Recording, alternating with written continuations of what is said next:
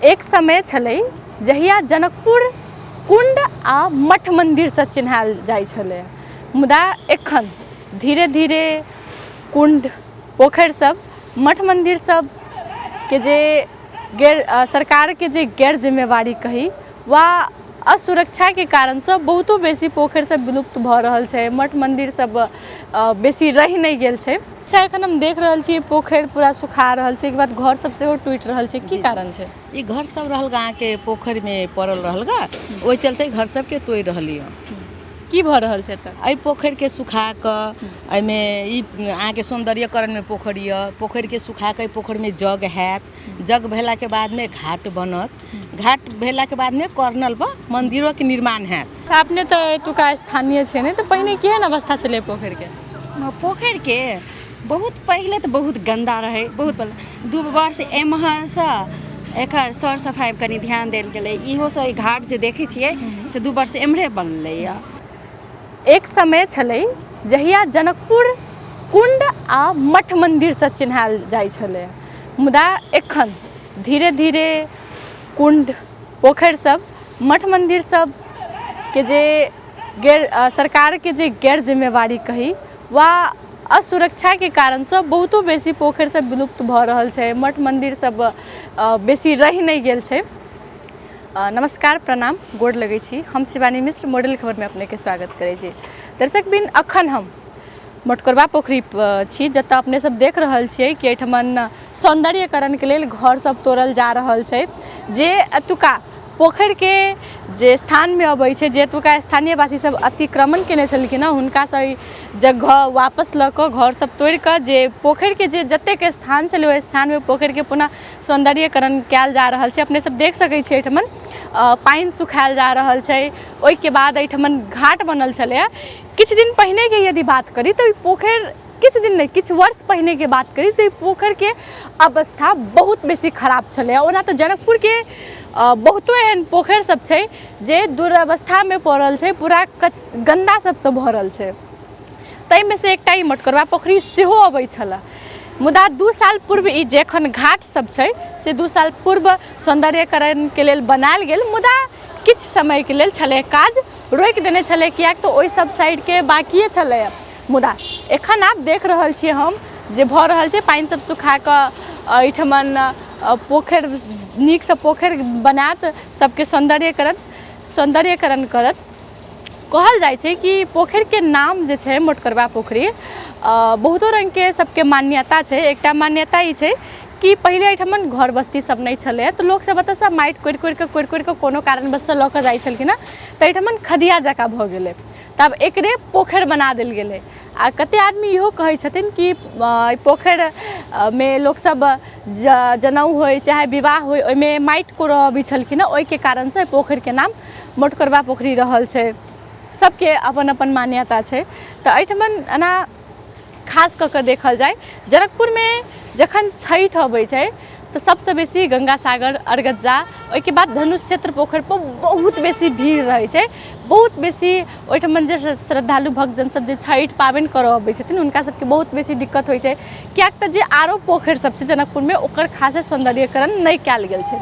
मुदा यदि कहियो एहन एहन जतेक भी पोखरि छै जनकपुर में, 72 कुंड मानल जाइ छै कि जनकपुर में छै, वह 72 कुंड के जे पूरा नीक जकाँ खोजि कऽ सौंदर्यकरण कऽ देल जाए तो एकटा घाट पर हरेक व्यक्ति आराम से पाबनि छठि कऽ सकैए। आ जे नहीं भेला के कारण से ओतेक बेसी समस्या पाबनि तिहार में होइत रहे छै, ताहि लऽ कऽ एखन हम एतऽ आयल छी, एतुका किछु स्थानीय वासी सबसे बातचीत करै छी कि ओ सब एहि विषय में की कहै छथि। की नाम भेलै अपने के? हमर शुभ नाम है निर्मला शाह।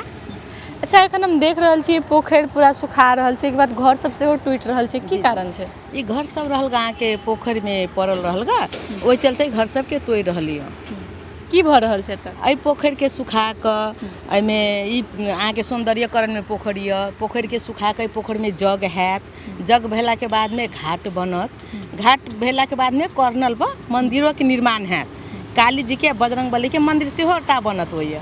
आ बनला के बाद में एहि पोखरी में छठि तक भी हुए, यह पूजा प्रतिष्ठा के लागी पोखरी के निकाल जाए छै। अच्छा पहिने नहीं होय छले छठि? ना, एमे पहले कुछो नहीं होय छल ग। अच्छा, एकर तऽ नाम सेहो मटकोरबा पोखरी छै, की कारण छै? एहिमे अहाँके पहिलेतेसँ अहाँके माटी खनैत खनैत खनैत खनैत गहरा पड़ि गेल रहै, ताहि दुआरे पोखरीके नाम मटकोरबा पोखरी राखल गेल छै। अच्छा, हम तऽ इहो सुनने छियै ने कि जेना केकरो भी बियाह होइ छै, जनउ होइ छै, तऽ माटि कोर एहिठमनसँ अबै छलखिन अपन। जी जी जी, माटि एहिमे से खुनाइ छलै, एहि पोखरीसँ माटि खुनाइ छलै, ताहि दुआरे एहि पोखरीके नाम मटकोरबा पोखरी राखल गेलै। आ एहि पोखरीके अहाँके अथीमे जग सेहो हैत, छठि सेहो हैत, एहि पोखरीके निर्माण कयल जाइ छै, आगाँ अहाँ बढ़ल जाइ। जनकपुरके तऽ सब पोखरी सब अहाँके आगाँ बढ़ल जाइ छै, ताहि दुआरे ओहो पोखरीके आगाँ बढ़तै। आ एक जे टोल पड़ोसके ओर परके जे सब छठि, ताहिमे छठि करथिन, पूजा प्रतिष्ठा नीक चीज होते। पहिने के केहन अवस्था छलै एतऽ? पहले के तऽ अवस्था नहीं निक रहल ग, सब कचरा फेंकैत रहले, दुनिया संसार सब कुछ करैत रहले है। अभी के अवस्था ओइसँ बेटर में जा रहल छै, बढ़िया में जा रहल छै। अच्छा, तऽ अब एकर सौंदर्यीकरण हेतै, ओहि विषयमे की कहऽ चाहबै? हमरा तऽ बहुत खुशी लगे जे सौंदर्यीकरण होते तऽ सब कोई पूजा प्रतिष्ठा करते, मंदिर रहते, सब कोई पूजा मंदिर में जाकर करते।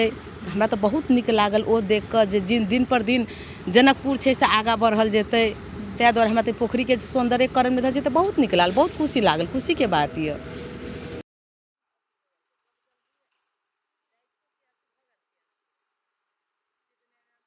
आब हमरा सबके संगमे छथि सीमा चौधरी जी, आब हुनकासँ पूछै छी पोखरिके विषयमे।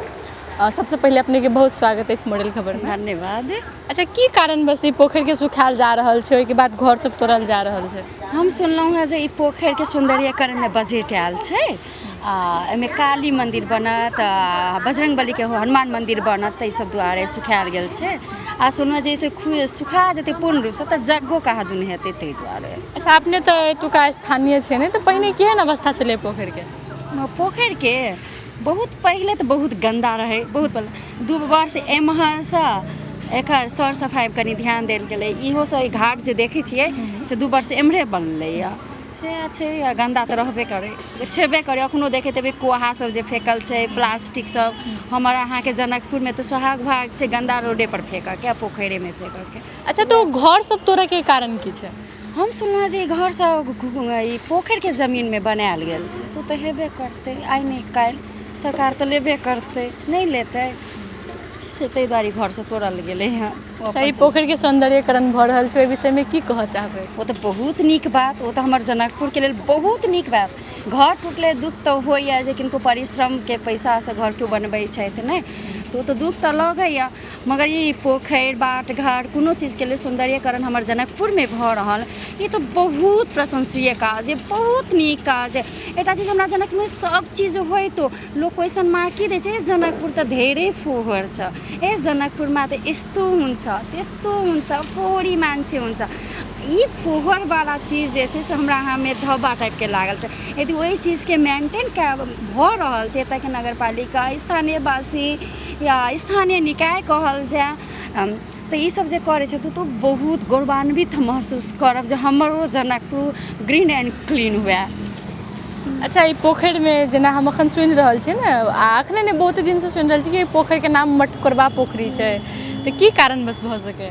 ई पहिने तऽ वीरान जगह रहै, पूरा अहाँके चोरिए चोरी सब रहै। आ तऽ पहिने आब ने पक्काके घर भऽ गेलै, पहिने तऽ माटिके घर होइ छलैए। तऽ ओ दीपावली घर नीप पोत करऽ लए, बनाबऽ लए, तऽ एहिमे से माटि कोरि कऽ अपन लऽ गेलहुँ, तऽ गहीँर भऽ गेलै, तऽ मटकोरबा भऽ गेलै। माटि कोरैत कोरैत ई मटकोरबा, मगर ई पड़ा बहुत दिनसँ ई पोखरि छै कहा दून मटकोरबा। हम अहाँ जन्मनो नहि हेबै तहिएसँ ई पोखरि छै मटकोरबा पोखरि। अच्छा, एहन जनकपुरके पोखरिके बात करी तऽ जनकपुरमे 52 कुण्ड 72 कुण्ड कहल जाइ छै, लेकिन जाहिमे सँ बहुतो अखन देखबै या तऽ ओकर दुरवस्था भेल छै या तऽ विलुप्त भऽ रहल छै, तऽ ओहि विषयमे की कहऽ चाहबै? हाँ, जहिना एहि पोखरिके लेल सौन्दर्यीकरणके लेल या घुटी या सरकार अपन जमीन लेलकै सुखा कऽ, या मतलब स्थानीयवासीके घर, तो तहिना सख्तर होबऽके चाही, इक्वालिटी होबऽके चाही। बहुते एहन पोखरि अपना जनकपुरमे कहै छै कुण्डेसँ हमर जनकपुर चिन्हाइ छै ने, तऽ सब घुटीके जमीनसँ अतिक्रमण केने छथिन, वासी सब केने छथिन, तऽ ओ सरकारके होबऽके चाही, घुटीके होबऽके चाही, ओ अतिक्रमण नहि होबऽके चाही, आ अहिना ओकरो सौन्दर्यीकरण विकास होबऽके चाही। अच्छा, जेनाकि अपने कहलिए कि गुट्ठीके जगह सबके अतिक्रमण केने छै, तऽ ओहिमे सबसँ बेसी दोष केकर देल जाय? सरकारो भेलहुँ, हमहूँ भेलहुँ। सरकार एक समयमे ध्यान नहीं देलखिन, उत्सुकता नहीं देखेलखिन, तो ने नहीं हम अतिक्रमण केलिए। वो अपना संपत्ति के जे यदि ध्यान देतथिन तो हम थोड़े नहीं अतिक्रमण कर सकतिए।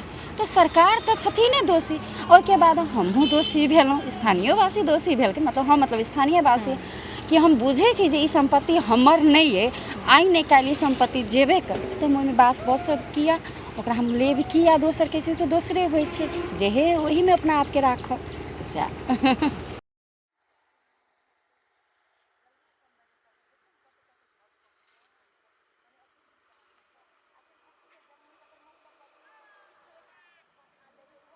जेना कि दर्शक बिन अपने सब तबका स्थानीयवासी सबके बात सुनबे के लिए वो सब जे कहलखिन ना पोखर के विषय में, आ संगे जनकपुर के बारे में सेहो कहलखिन कि लोग सब किया अतिक्रमण करे छे गुट्ठी के जगह के, पोखर के जगह के, कियाक तो सरकार सब के जिम्मेवारी करे छथिन। जे चीज़ हुनकर जे सरकारी संपत्ति छे, गुट्ठी के संपत्ति छे, ओहि पर खासे वो सब ध्यान नहीं दै छथिन, जे के कारण से ओतुका स्थानीयवासी सब बुझे छे कि एतऽ किछो कोनो रोक टोक करे वाला नहीं छे, तो वो सब अतिक्रमण कर लै छथिन। आ एतुका एहिमे सरकार के सेहो गलती छे, स्थानीयवासी के सेहो गलती छे कि वो सब एहि चीज़ के फायदा उठबी छथिन। कियाक तऽ अगर वो सब चाहतथिन तो ओहो सब एहि जगह के बचा कर राखि सकी छलखिन, मुदा तेहन नहीं छे। लेकिन कहै छै ने, जब जागो तब सवेरा, तो जखने आदमी के बुद्धि खोलै छै तखने कोनो काज कयल जा सकै। अखनो बेसी विलम्ब नहीं भेल छै, अखनो जनकपुर के सौंदर्यकरण कऽ कऽ जनकपुर के पहिने सन के उजागर कऽ सकै छी। जहिना जनकपुर में धाम लागल छै तहिना जनकपुर के धाम बना सकै छी हम। तो एहिठमन के पोखर के जे अवस्था देख रहल छी, सोचियो कोनो पोखर में अतेक बेसी गंदा सब फेंकल छै। संगे एतुका जे घाट अहाँ सब देख सकै छियै, घाट के जे सौंदर्यकरण भेल छलै, ओहि के बावजूदो एहिठमन देखियौ एतुका स्थानीयवासी सब कतेक बेसी गंदा केने छथिन। एहिठमन के घर के सबटा गंदा आबि कऽ पोखर लग में राखि दै छथिन, जखन कि पोखर एहि पूरा वातावरण में अबै छै।